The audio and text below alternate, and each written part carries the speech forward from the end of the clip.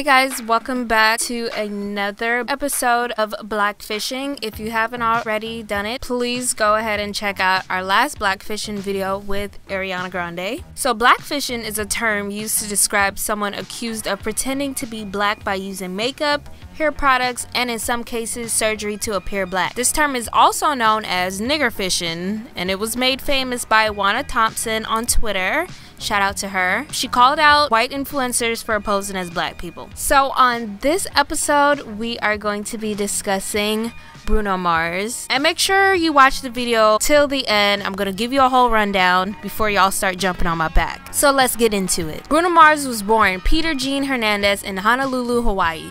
He is half Filipino from his mother's side and half Puerto Rican with Ukrainian and Hungarian ancestry from his father, who was born in Brooklyn, New York.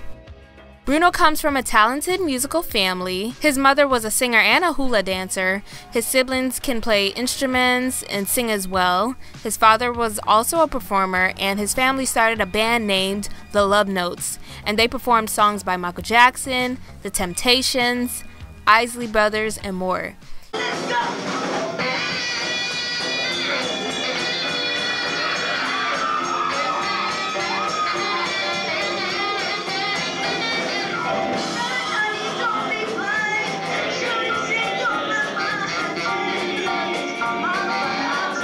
He became known around Hawaii as a young Elvis Presley impersonator and even had a cameo in Honeymoon in Vegas.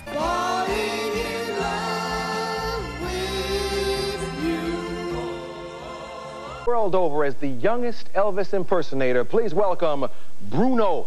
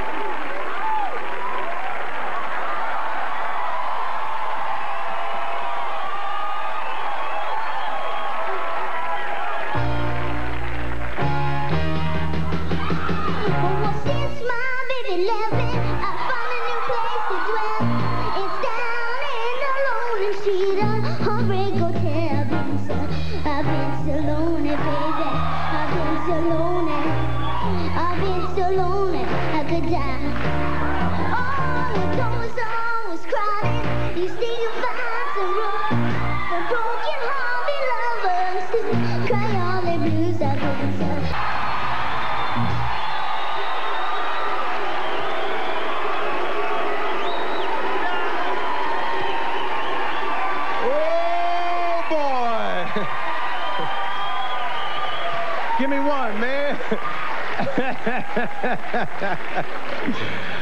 Oh, I don't envy the judges. But you won.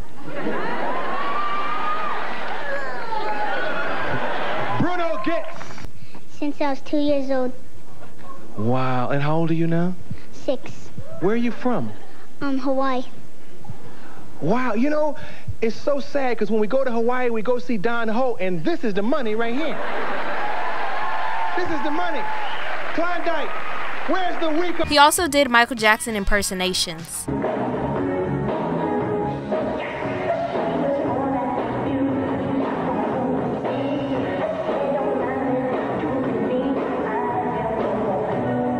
After high school, Bruno moved to LA to pursue his musical career and met songwriter and producer Philip Lawrence.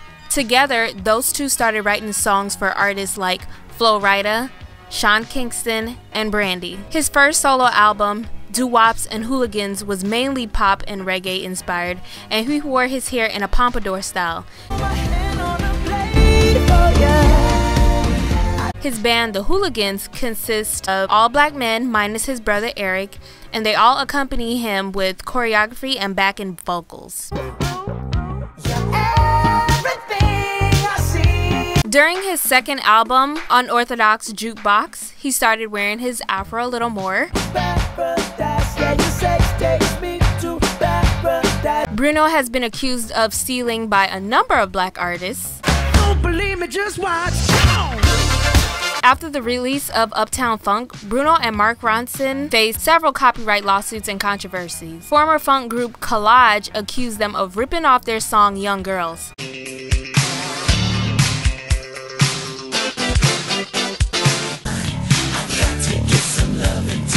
Angie Stone and the former members from her rap group, The Sequence, sued, claiming that it copied their song, Funk You Up.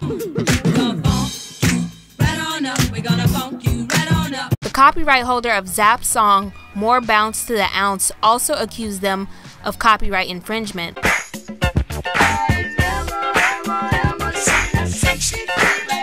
Not only that, Bruno had to settle with Gap Band over their Oops Upside Your Head sample, and they were granted 17% of publishing royalties. Upside your head, say, oops upside your head. Say it loud. Say. Ooh, don't we look good together? Bruno's 24 Karat album was accused of ripping off the New Jack Swing style from Teddy Riley and others. He really started wearing his afro more. CBS gave him a 1-hour special titled Bruno Mars 24 Karat Magic Live at the Apollo.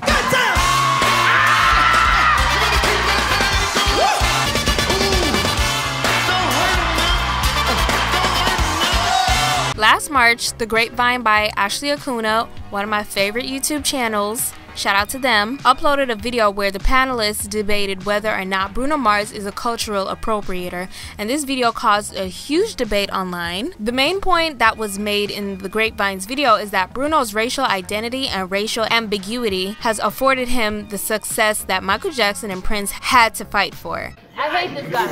The reason why I fucking hate Bruno Mars is because, like, yes, Bruno Mars 100% is a cultural appropriator. He is racially ambiguous. He is not black at all, and he plays up his racial ambiguity to be able to do what Jameer says, cross genres and go into different places. And you guys are bringing up Michael Jackson. Number one, me personally, like, I don't even think that Michael Jackson now in this day and age will be able to get to the point that he got to previously. Facts. And a huge part of that is because people have realized that they prefer their black music and their black culture from a non-black face. Absolutely. And you have a lot of different ways. We have artists now that are much more willing to step into quote-unquote black genres that were not willing to do it when, like, they didn't want to do it. They didn't want to be in black music. Black music was seen a certain type of way. We've reached a point now where hip-hop recently surpassed rock and roll as the most listened to genre in the United States. Black American culture has reached a certain point in this time period that it was not at when Michael Jackson was popping. Like, people had to campaign to get Michael Jackson's videos played on MTV. Oh, MTV. We are not in that same time period right now, so that's even a false equivalency to even try to bring up Michael Jackson's career and compare that to Bruno Mars. And I also want to say that Bruno Mars is not an original artist in the same way that Michael Jackson was an original artist, in the same way that Prince was an original artist. What Bruno Mars does is he takes pre-existing work and he just completely, word for word, recreates it, extrapolates it. He does not change it. He does not improve upon it. He does not make it better. He's a karaoke singer. He's a wedding singer. He's the person you hire to do Michael Jackson and Prince covers. Yet Bruno Mars has an Album of the Year Grammy and Prince never won an Album of the Year Grammy. So how you gonna say? Wow. So how you gonna say people that are originators in the funk genre, that are originators in the R&B, the New Jack Swing? Bobby Brown and New Edition don't have no Album of the Year Grammy. Bruno Mars got that Grammy because white people love him because he's not black, period. The issue is we want our black culture from non-black bodies. And Bruno Mars is like, I'll give it to you. Facts. Wait, let Adrian.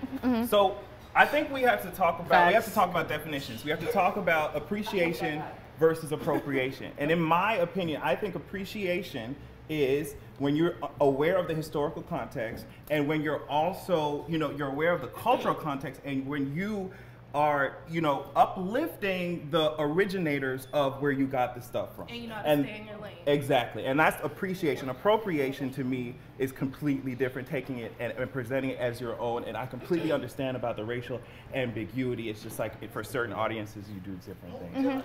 These people can literally say, I don't want to be black no more, and take off their black coat and de-black themselves and put it down and transform like Miley Cyrus and do different cultures of music. Justin Timberlake. My thing is this. I have no problem with Bruno Mars' music. In fact, I knew he was going to win Grammy of the Year. I work in radio. Not only was Uptown Funk, and that's how I like on WBLS, but it's on High 97, Z100, 92.3, Power 105. It transcended markets. The problem I have with it is that as soon as he decides, I don't want to do New Jack Swing anymore, he's taking all that notoriety again along with it. Teddy Riley, Guy, you didn't know who Aaron Hall was. Aaron Hall, Jodeci, I'm saying, a lot of these groups and people, they're only getting the light now because Bruno is saying, hey, it's cool to do New Jack Swing. As soon as he goes, no, but he was doing definitely New Jack Swing. Stay on your track. So the Finesse remix, as soon as he go, I don't want to do that anymore. I want to do ukulele music, any kind of other music you want to do.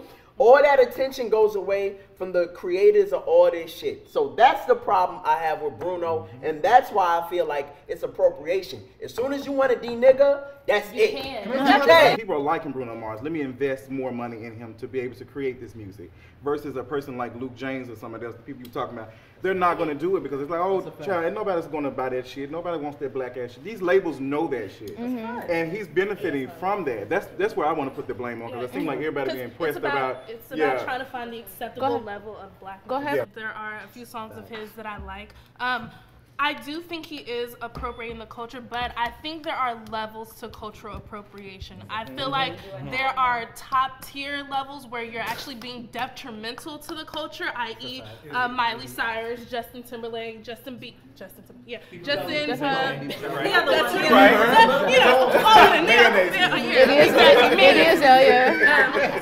I think there's levels to it. However, I would not put him in the same boat as them, and I do appreciate the fact that he is putting, I don't know how much, like how many artists he's putting on, but I do appreciate the fact that I do know that he is paying homage, he is giving accreditation and all of that. But what someone said about him having like, oh, he has black background dancers, you have to be careful with that because sometimes or the majority of the times when a non-black person, whether they're a person of color or not, puts black people behind them, surround them, it's not even so much they're trying to uplift them, they're trying to make them a part of it. They're trying to use them to like solidify bring themselves. in other people. It's like it's almost the same thing as saying I have a black friend. I can't be racist. No. Listen. Let him finish. I'm not saying that's why I say you have to be careful. Yeah, I'm not saying that's what he's doing. I'm just saying you have to be careful for. I don't remember who said that, but you have to be careful when a non-black person is surrounding themselves with black people, with black culture, embodying this, and then not basically showing that they genuinely care.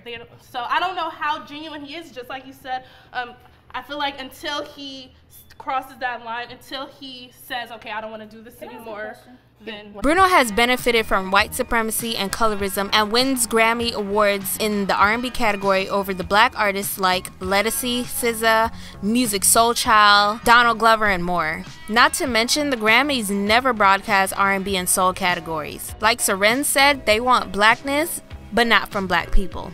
But I still look good though. Throw some perm on your attitude. Girl, you gotta relax. Cultural appropriation is when someone steals components of a culture that isn't their own with malicious intent. Here's a quote from Bruno. When you say black music, understand that you are talking about rock, jazz, R&B, reggae, funk, doo-wop, hip-hop, and Motown. Black people created it all. Being Puerto Rican, even salsa music stems back from the motherland. So in my world, black music means everything. It's what gives America its swag. In my opinion, Bruno sometimes feels like an impersonator or a tribute act.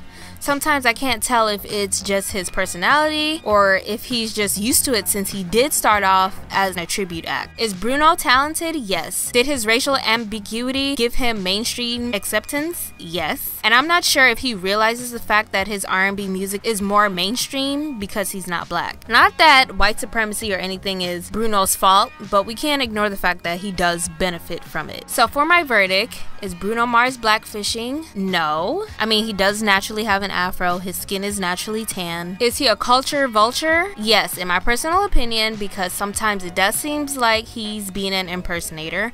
And no, he's not a culture vulture because he was raised on that music and has always cited his influences and appreciates the culture. He may not be one, but he does benefit from anti-blackness and the industry that is designed to keep black artists down. Unlike Katy Perry, Miley Cyrus, and others, I don't feel like Bruno Mars is using blackness to boost his image. But if other black people feel like Bruno is appropriating the culture, I won't jump in front of them and try to silence them, because that's how they feel. Alright y'all, thank you for tuning into another Black Femininity video. Who do you think I should add next on the list for blackfishing?